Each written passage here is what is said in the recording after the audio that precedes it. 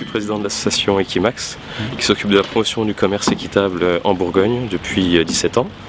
Et en fait, durant le mois de l'ESS, l'économie sociale et solidaire, on fait des actions de sensibilisation, entre autres au commerce équitable, donc en partenariat avec Artisans du Monde aussi, et la ville de Dijon, la péniche Cancale et beaucoup d'autres établissements qui sont intégrés dans l'économie sociale et solidaire. Alors le but de l'opération, c'est de sensibiliser les enfants dès tout petits, parce que les enfants, ce sont les futurs adultes aussi. Les enfants interviennent beaucoup dans le choix des parents lors des achats. On travaille aussi beaucoup, nous, sur l'EAD, sur l'éducation au développement. Donc on intervient dans des écoles avec des jeux pour apporter les notions de commerce équitable aux enfants avec des notions qui leur sont familières. Et une partie, mais minime quand même, il ne faut pas oublier que c'est surtout les enfants, plus c'est des personnes et plus elles sont sensibilisées tôt et plus elles achèteront de manière équitable et responsable quand elles seront adultes ou jeunes adultes. Le jeu, c'est de leur apprendre le niveau de vie de certains pays, des paysans de certains pays, et de leur apprendre une manière de déjouer le système ordinaire. Donc nous, on essaye de faire connaître le label Max Havelaar en Bourgogne, et on travaille aussi avec les grandes surfaces parce qu'il y a plus de 90-95% des personnes qui font leurs courses en grande surface. Donc se priver de ce moyen-là, c'est priver des agriculteurs dans les pays du Sud de pouvoir utiliser leur stock de manière un peu plus digne. Moi je m'occupe du commerce équitable, je travaille pour Equimax aussi, donc de la même manière que Florent Tupin qui parlait avant moi. Donc on fait partie de l'association Equimax qui fait la promotion du commerce équitable en Bourgogne. Donc moi je suis salarié de l'association depuis avril dernier.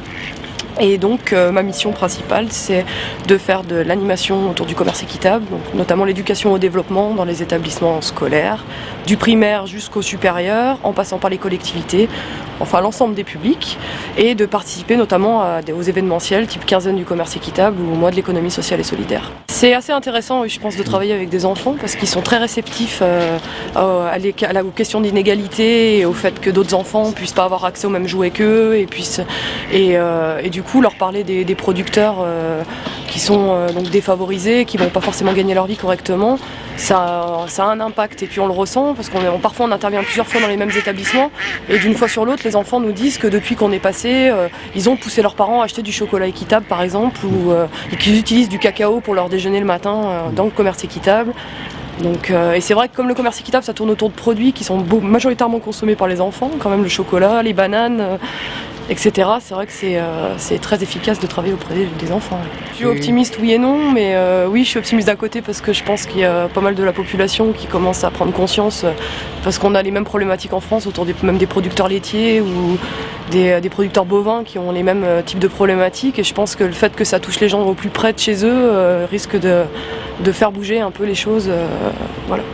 Je pense qu'en plus pendant les périodes de Noël, c'est des périodes un peu opportune, disons, pour parler de ce genre de sujet parce que les gens ont une sensibilité quand même quand le froid arrive, quand nous c'est des périodes où on surconsomme et je pense que c'est effectivement des périodes où on peut parler de ces choses-là aux gens, quoi, assez facilement. Mais je reste quand même optimiste sur le fait que ça peut évoluer et que l'économie sociale et solidaire étant en train de se développer, ça peut apporter que du bon dans tous les cas. Alors moi je fais partie de l'association Artisans du Monde, donc je suis salariée, je m'occupe principalement du développement commercial et donc notre association existe depuis maintenant 15 ans sur Dijon et donc on a notamment une boutique qui se situe rue Charrue à Dijon.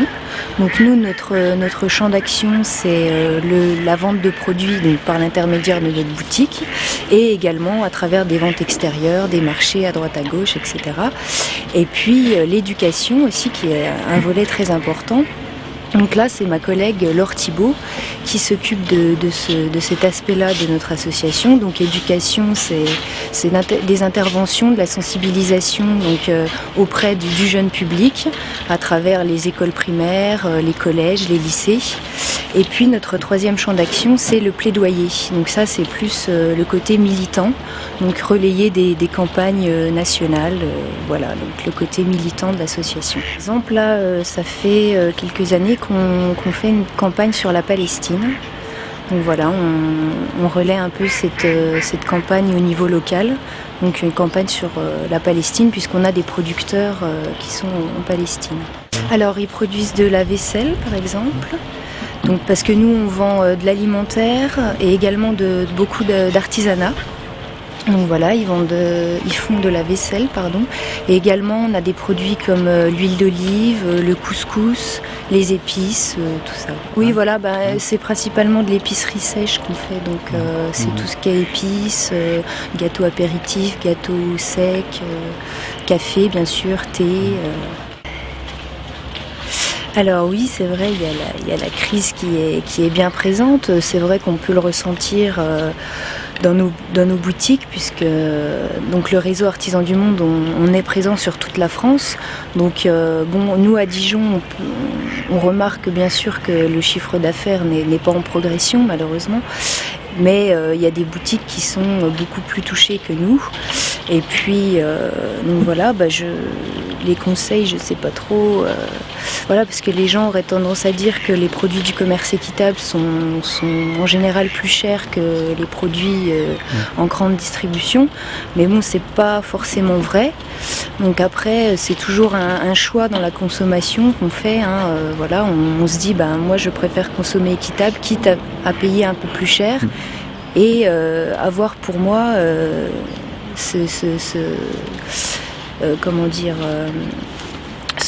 cette responsabilité dans ma consommation, car je sais que le produit que j'achète, il est payé à un juste prix au producteur des pays du Sud et ça permet donc à ces producteurs de vivre dignement de leur travail, d'améliorer leurs conditions de vie et également de faire des projets collectifs donc pour la communauté, développer des écoles, développer par exemple des puits, plein de projets pour la collectivité en fait. Après c'est sûr que là, à l'heure actuelle, le commerce local se développe aussi, mais bon, faut avoir conscience que le café c'est pas un produit qu'on peut produire en Occident, donc bon forcément il faut faire appel, si je puis dire, à ces pays du Sud, et donc par exemple on peut se dire quitte à acheter un café, du café, autant l'acheter équitable et puis permettre aux producteurs du Sud de vivre dignement quoi. Travail, on est quoi, je veux dire, on souhaite une rémunération juste. Donc je veux dire, c'est valable ici, c'est valable partout, quoi. Je veux dire, on effectue un travail, tout ce qu'on veut, c'est avoir l'argent qui nous éduque, en quelque sorte. Donc voilà, je trouve ça normal de rémunérer les producteurs pour leur travail et de leur permettre ainsi de vivre dignement, de faire vivre leur famille de façon décente, plus juste, et puis aussi monde durable, parce qu'il y a ce côté-là aussi dans le commerce équitable. Voilà, il y a le développement durable qui est de plus en plus présent, on prend conscience que notre planète est menacée, donc il y a bien sûr des enjeux environnementaux, donc voilà, monde plus juste, monde plus durable et monde équitable.